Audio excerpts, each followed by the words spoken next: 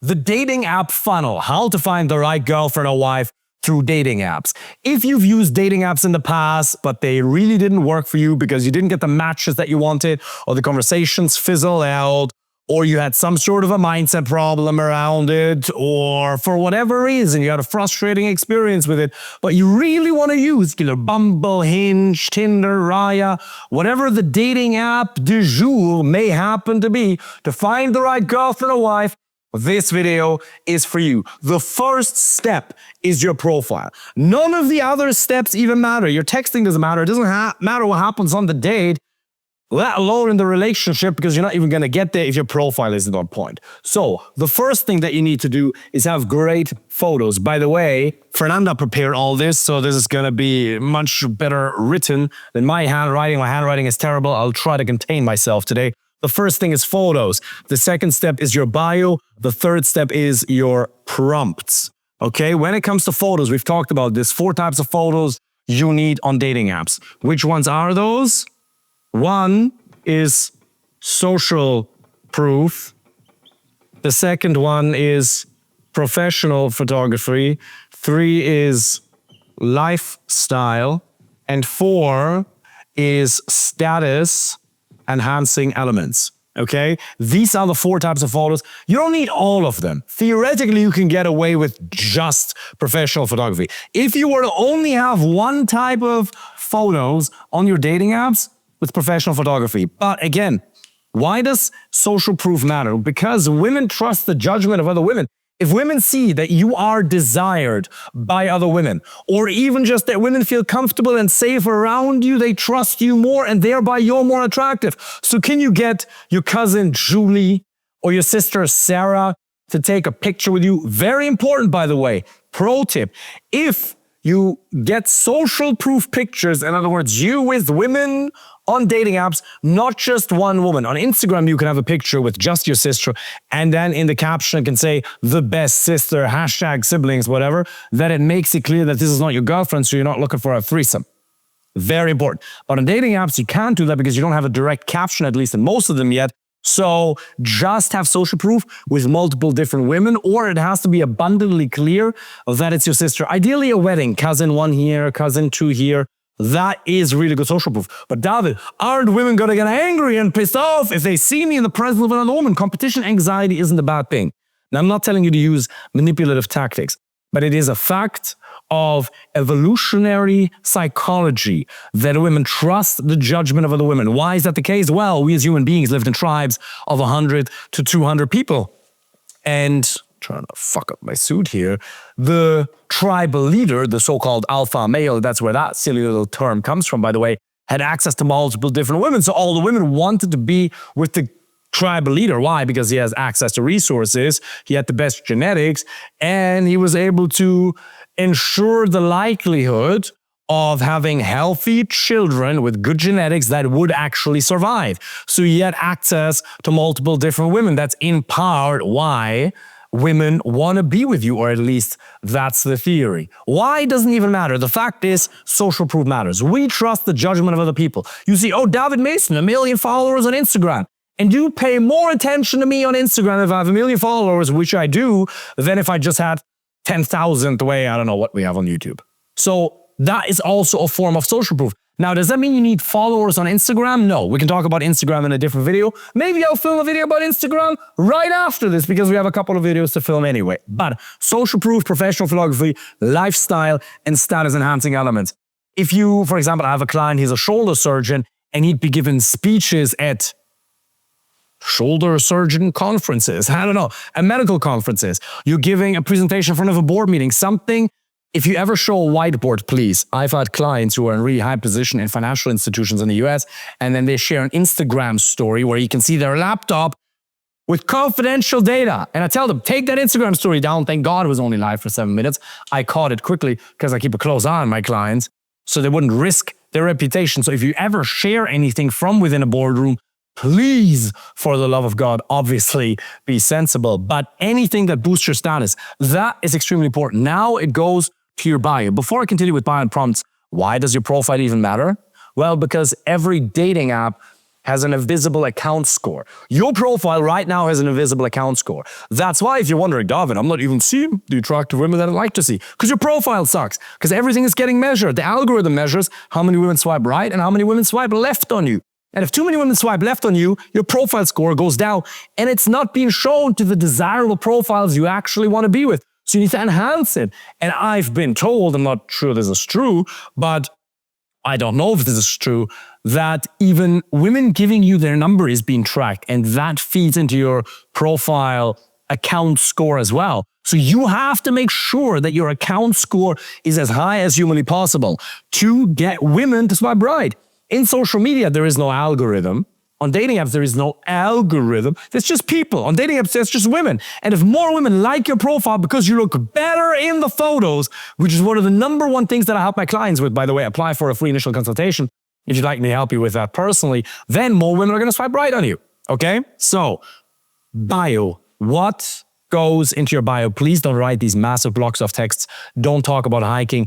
Don't talk about any generic nonsense. You have to differentiate yourself. Your bio, bullet points, okay? It should have the most attractive characteristics listed about you without bragging. Prompts, two out of the three prompts are fun and lighthearted.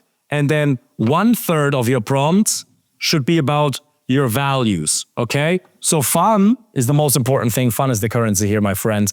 When it comes to dating, if you want to get good at dating, I know you're very logical, very serious. I'm standing here in a suit. We're having a very serious conversation because you're very serious about the outcome of a relationship. I get it. That is the outcome, and I take that extremely serious with my clients and with you here in this video. And in the other 400 videos that I have here for free for you. But you have to understand that what's going to attract her to you is the emotions you create within her. And if you want to create fun emotions within her, or desirable emotions, it doesn't just have to be fun, but strong, positive emotions, and fun is one manifestation thereof. You have to generate that within yourself first. So you actually do have to become a more fun and lighthearted person without being a clown. Doesn't mean you have to be an entertainer. Doesn't mean you have to be a stand-up comedian, but more fun and lighthearted. Can't everything be so logical? You can't force it into existence. All right, fun and lighthearted. What about the prompts? Okay, we already talked about that. 1/3 your values. And why do you want to have values in your prompts, by the way? Well, because you want to disqualify the wrong ones. Remember, this is not just about getting all of the options. Yes, you do want to get more of all of the options and then mainly disqualify manually, but you want to have a gentle pre-qualification mechanism through your bio and your prompts, mainly through your prompts. Because if you happen to have these types of values, religious or political, then you can't be in a relationship with somebody who has these. We can wish beings well and get on well with people, but when we're talking about your life partner, you have to be aligned on those. You have to be aligned on religion and politics. If you're clashing on those, you're setting yourself up for so much unnecessary conflict, my friend. I'd rather have you not experience that. That is the profile. Now, we can have a category in between here, in between profile and texting, that we could call, let's say, activity, okay? How much activity do dating apps actually take? 15 minutes per day leads to one quality date per week. 15 minutes a day. My handwriting is an absolute disaster. Fully aware of it. Don't be a perfectionist. Don't judge me. If you judge me, you judge women, you'll stay single. Jokes aside. 15 minutes a day leads to one quality date a week. This is not about swiping right 100 times a day. That's not what it's about. That's not going to help you. It's about having the right profile. You theoretically don't have to swipe more than 5 or 10 times per day at all if you use boosts, okay? That's the next part of the activity. Where's my little thing? Perfect. So 15 minutes a day you want to spend on dating apps. Ideally, you want to sign into the app, okay? You want to sign in. So 15 minutes per day. Let's say 3 times 5 minutes. There's a concept called net, no extra time, that Tony Robbins talked about many years ago. It basically means You can do this while you're on the bathroom. This does not take extra time. I know you're productive. I know you don't have a lot of time. I get it. 15 minutes a day. What do you want to do in that time? Well, you don't have to swipe right. 5 to 10 swipes right per day. That's all, okay? Then you want to have, this is more, I'm switching from daily to weekly, but basically 2 to 3 boosts per week. 2 to 3 boosts per week. On Hinge, you want to have 1 24-hour boost per week, and let's say at least 2 to 3 1-hour boosts per week. Very important. And on Bumble, they're called spotlights. On Tinder, they have their own name. Each dating app has those. Yes, you need the premium version, by the way, otherwise your results are gonna suck. It's pay to play. But then you can actually calculate an ROI. How many roses do I have to send to get a date? Guys are like, oh, well, roses are expensive. Yeah, but what if I have to pay 50 pounds for 30 roses and it takes me 30 roses to get one date, which would be a terrible, terrible conversion rate. You should be doing a lot better with a good profile, by the way. But even if that was the case, then you're paying 30 to 40 pounds, $40 to $50, that is, for one quality date. Who cares? Fine, right? So that's basically all you have to do. And then how much does texting take? Maybe 7 minutes per day texting. That's it. And then you get one quality date per week. That's basically the activity. Texting, there's plenty of mistakes you have to avoid. Massive blocks of text. That goes too deep for this. In my coaching program, I teach the texting framework in detail. I help my clients personalized with all of this. I have a client in London, for example, in his 50s. He sold his previous company for millions and millions of dollars, and he always sucked on dating apps. They never worked for him. The dating apps don't work, right? We completely revamp his profile. We do all of that with him together. And within 48 hours of his Hinge profile being live, he gets 11 phone numbers from women he was actually interested in. Not matches, but matches, conversations. So basically in between here, like phone numbers, you basically move them to Instagram or to the phone. 11 of them within 48 hours. So it completely and utterly exploded. If he in his 50s can do that, you can absolutely do that as well. I'm going to give you a little disclaimer here. It's not supposed to discourage you. But do dating apps work for everybody? No. Who do they not work for? Maybe 10, 15% of men, 20% of men, 10, 7, something like that. Between 5 and 20% of men, they don't work. Now, my brother, if you are 5'1", dating apps won't work for you. If you look like you're born in a car accident, my brother, and your face, girl, it's just super crooked and you're just not blessed with looks at all, dating apps won't be for you, but not all hope is lost. I promise you, my friend, that through Instagram and approaching in person and a decent Instagram, or even just phone number, but Instagram and approaches, you can find your wife.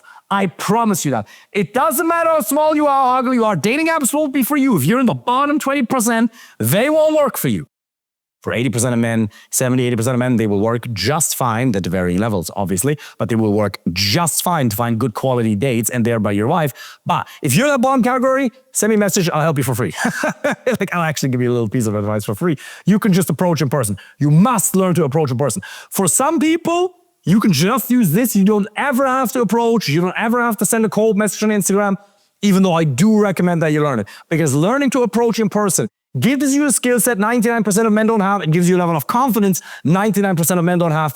It gives you reference experiences you would have never found possible. David, people ask me, how are you able to tell just from a picture whether this lady may be a little bit crazy or suitable for a relationship? I can do that with a 98% accuracy. You show me a photo, boom. Why?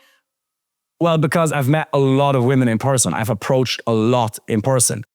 If I were to tell you the number, you wouldn't even believe it. How many approaches I've done, okay? I don't drink. I don't take any drugs. I don't even take caffeine, by the way, just to let you know.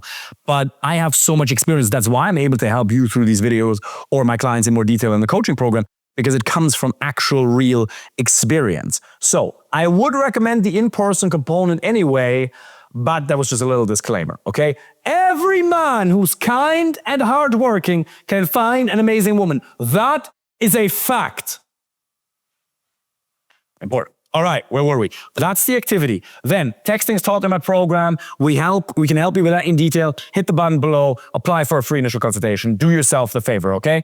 During that initial consultation, a member from my team is going to sit down with you. It'll be a good call. You'll learn a lot of things. You'll get a lot of value out of it, okay? Fill out that application form. Takes 15 to 20 seconds. I highly recommend you do it.